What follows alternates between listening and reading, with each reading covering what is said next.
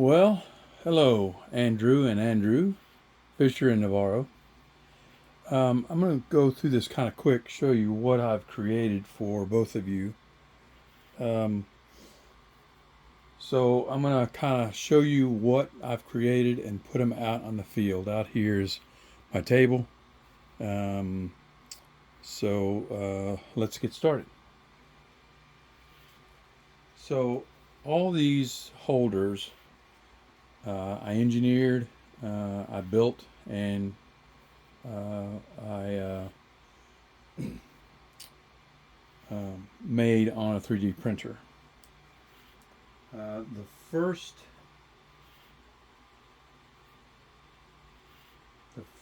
one is going to be for your challenge deck. And what I've done is I have copied one of the outside there, and I just cut it out and I glued it on the inside. Okay, it goes here. The next one is going to be for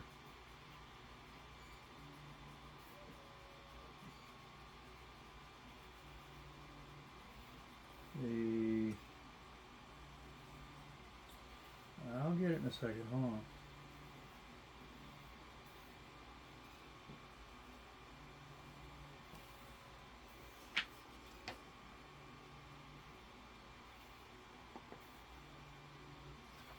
I think it's the travel deck. Sorry. What I've done again is I've taken and I copied this and I glued it to the bottom. Okay, it goes here. Now, next is the weather card holder. And what I did, the same thing, is I copied this and I glued it to the bottom. Now, I wanted to draw your attention to the back. Each one of these items that I'm showing you have these little feet on them. To explain, it would be too much to tell you where I got them, but what they do is they help to keep the holder steady. Now, this little well here, I'll show you what that's for when I place it. Goes here. And then the well is for the dice. I've got enough for 3 dice. Usually I put a dice here. Now, the item that I chose was a perfect day to go onto the bottom. Of course, the card that you're going to be using is going to go on top of it. So don't get confused that the perfect day card is already in there. That's the only thing I was concerned about would happen. All right.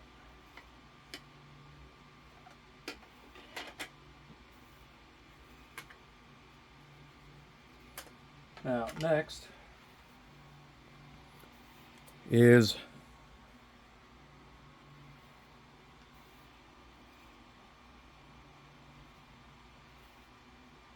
the location card holder. As you can tell, this is kind of at an angle. Now this one I had to use a little extra because with the little pads it kind of moved around and I wasn't really happy with that. But it's at an angle so that way when you put the card in, right, it will sit at an angle so you can kind of see it better. It sits right in there. Now also, just so you know, I've fitted these for these Dragon Shield. Fisher, you said in one of your videos that you use these. They're rough on one side and slick on the other. So I fitted everything to hold sleeve cards. If you don't, just take the sleeves off and just use them regular. This goes there. Now, next up is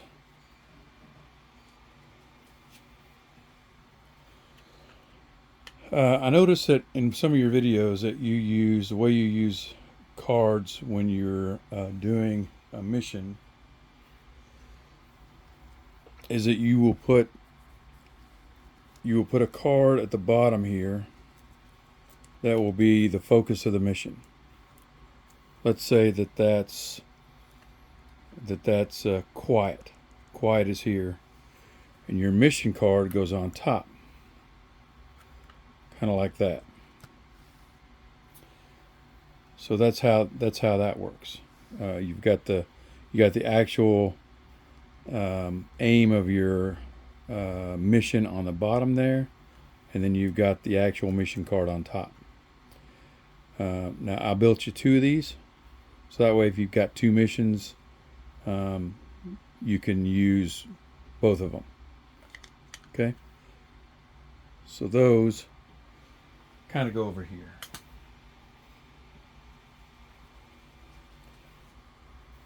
Now also in that area, I've got 2 single ones, so that way you can, if there's something else that comes out and it only takes 1 card, you can add that to the field as well. And I got you 2 of those. I built you 2 of those. And then I think that's all for the top, except for this one. Now this one is a little deeper, and I took the picture that I showed you in the beginning of the video. I took that picture and I copied it and I glued it to the bottom of that.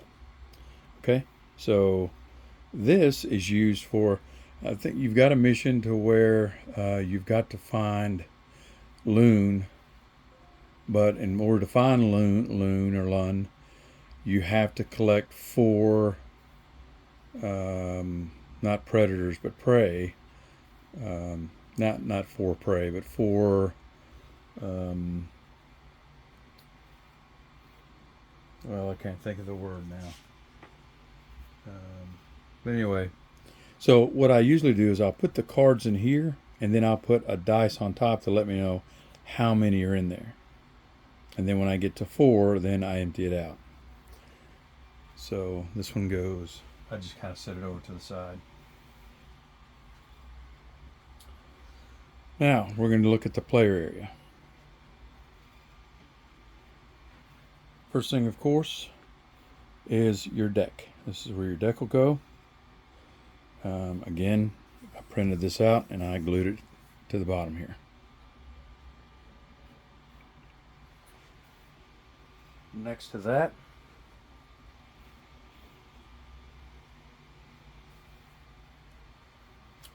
is a tray. It's a double tray.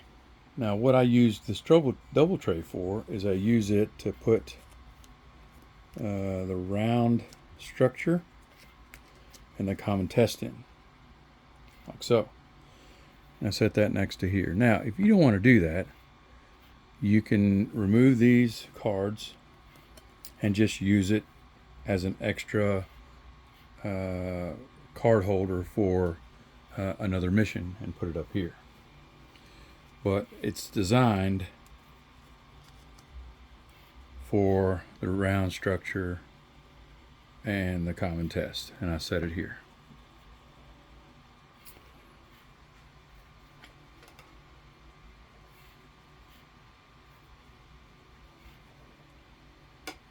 Well, kind of went backwards, sorry. This one, this container is used for your exhaustion cards, I think they're called.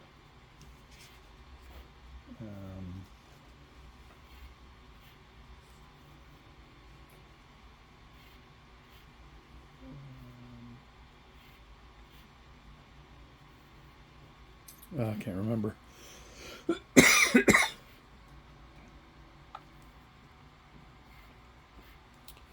Your fatigue. Sorry about that. they're for your fatigue, I'm sorry. So basically things kind of move down.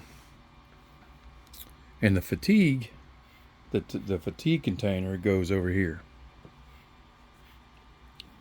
Now, sometimes your fatigue will be in excess of that. I tried to figure out how many cards would go in there normally, and that's what I figured normally would go in there. All right, next to that is going to be used for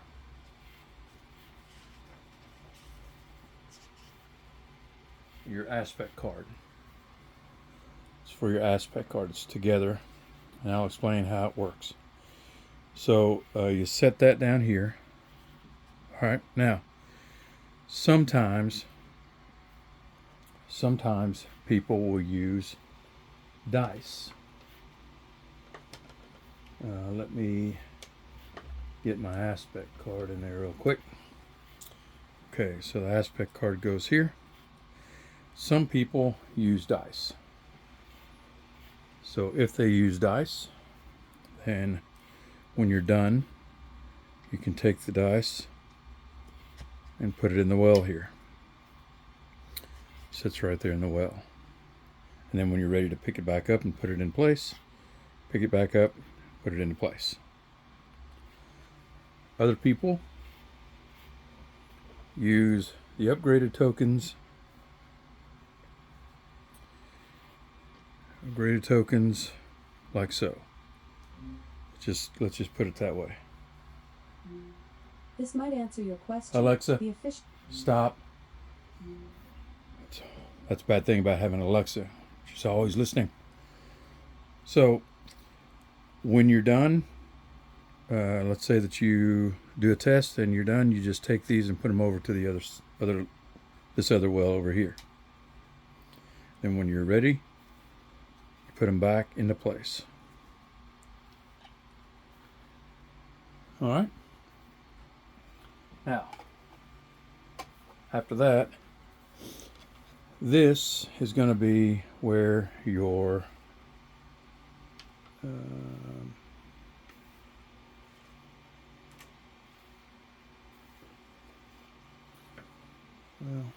see, I wasn't ready.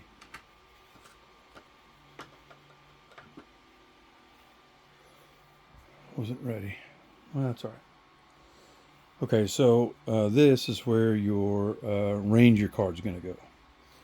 And it sits here, right? I'll just get a card to act as a Ranger card. Say that this is your Ranger card. Now, everything that you have here, everything that's here, has the little feet on it. Except for this card. This card does not have the feet on it, so don't put anything on this because you want to be able to tap it sideways. So it works better without feet on it because you can just do it smoothly. Now that's the normal one. Now I made something different. I made something I don't know if it'll work for you. You don't have to use it, but I made one different color so that you could tell that it was going to be for your Ranger. But I used it to where you could put your finger here and turn it like that. And then turn it back. Turn it. Turn it. I don't know if you can see that very well. Turn it. Turn it. Okay, so I'm sending one of each. That way you can determine which one you like. If you like this style or if you like this style. It's up to you. Those go here. Now the last thing I built, this was a late kind of thing because I built everything and then I noticed that, I don't like the way the dice, are just kind of hanging out there. So I built this tray as a dice holder. Now, I don't know what's going on here. For some reason it didn't fill that area. I messed with it a little bit to try to get it to work, but it didn't. So just ignore that. It's not a big deal. But I set the tray here, and then it's designed to hold 8 dice of the 3 colors that you use: red,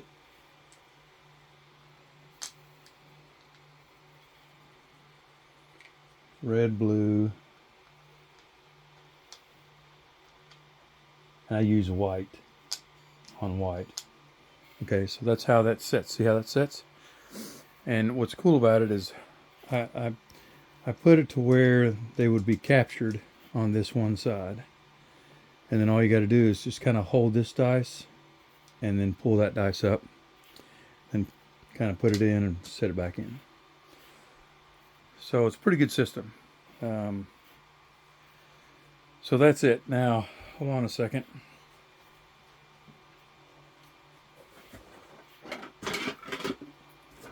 Probably saw my nasty face. Sorry about that.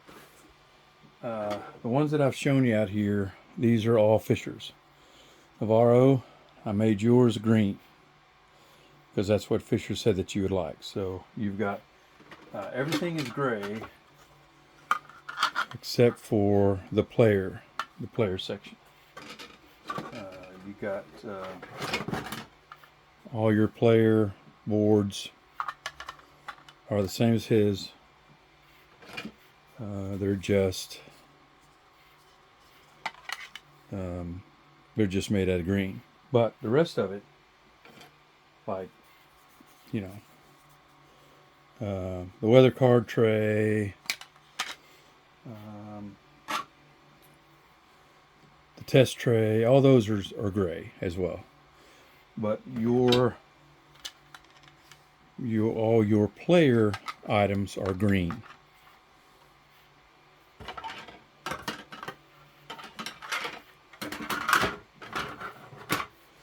All right, well, that's what I'm going to be sending you. Now let's talk a minute about why I'm doing this. I have to tell you that this game so far is I've connected with this game more than any game that I own. When I was 12 years old, I got into Tolkien, of course. When I was 12, I went to Chicago with my brother, and we went to a hobby store, and I bought, it was called Tunnels and Trolls. It was an actual, like a D&D knockoff. And I know there's Tunnels and Trolls are a different company and a different thing, but at that time there was Tunnels and Trolls, so I bought it. Well, the bad thing about games back then, back in the 70s, is that nothing was solo. Everything you had to have people to do. D&D and these kind of games were in their infancy. So, you know, I was never able to play any solo games. Well, 2019 shows up, and COVID-19, or 2020, COVID-19 locks everybody up. So now the game companies are like, okay, so what do we do? How do we solve this problem?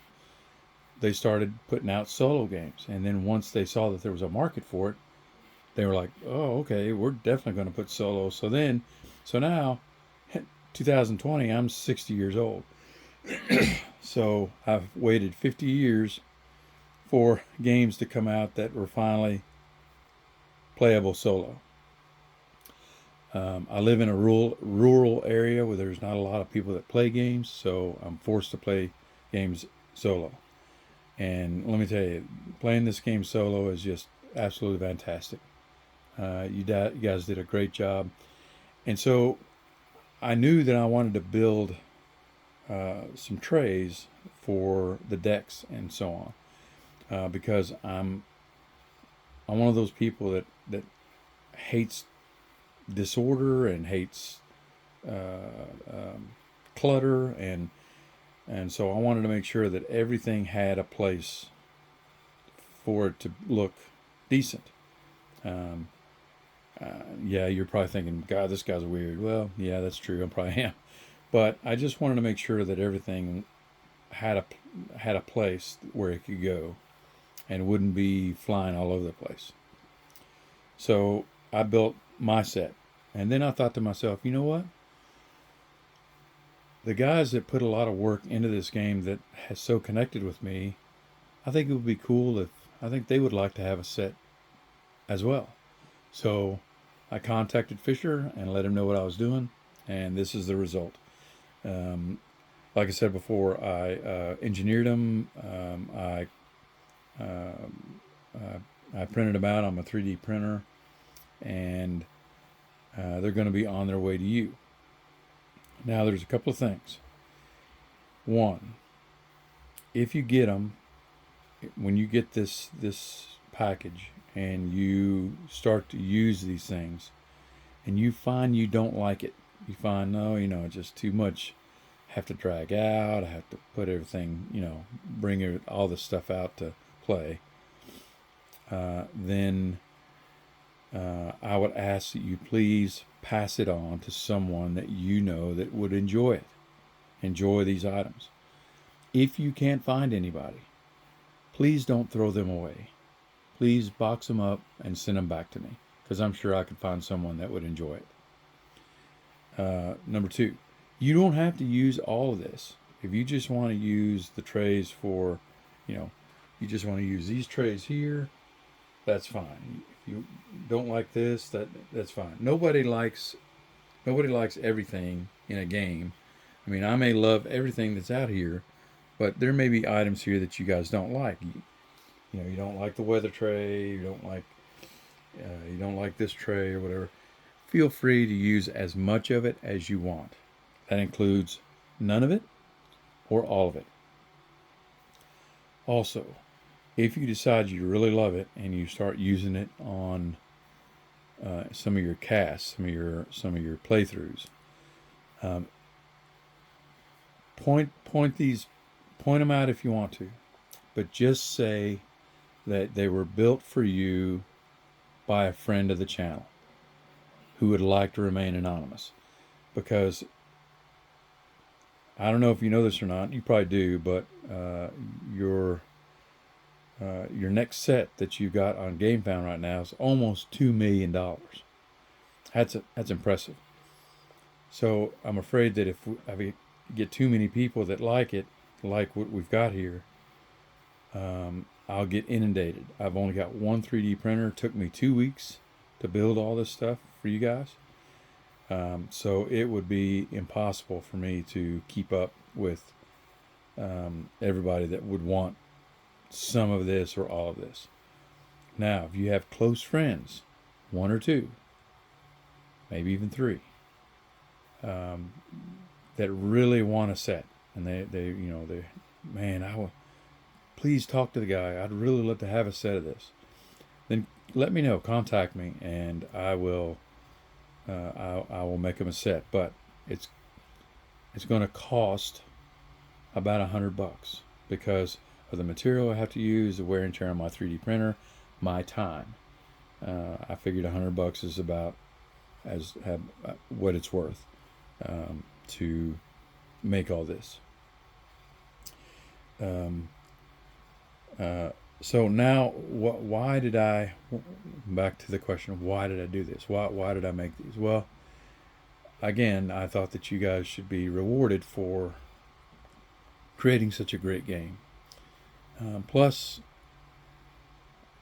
I don't know, there just seems to be too much hate, too much controversy in the world that, I don't understand where the love's gone, where the respect for people have gone. And this is just in my nature. I just really enjoy making these things for people and seeing their reaction. I just love building these things, and I love gifting them to people. I've made things and gifted them to other people, but it just brings me joy. And with all the hate and all the discord going on out there, I feel to keep my sanity, I want to do good things for other people.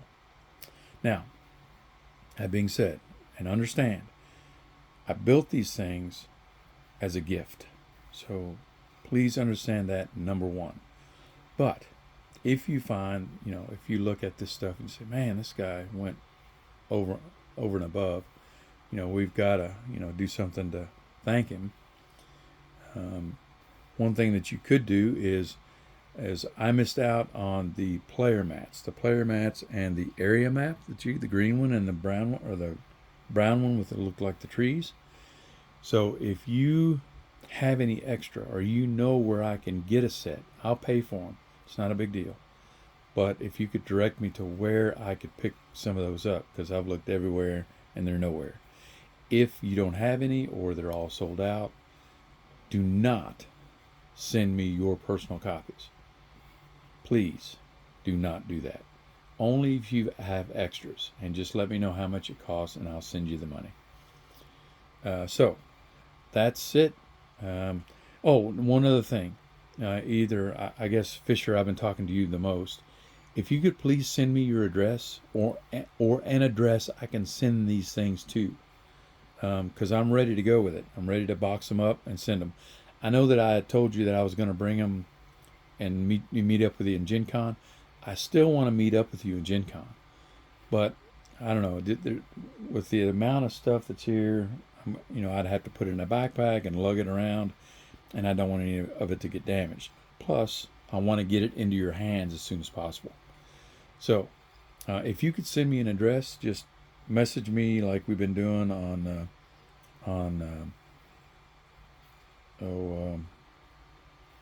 I can't think of the name. Discord. On that Discord chat, just send me an address where I can send this to you guys. And then once you get it out, and if you use it, let me know what you think.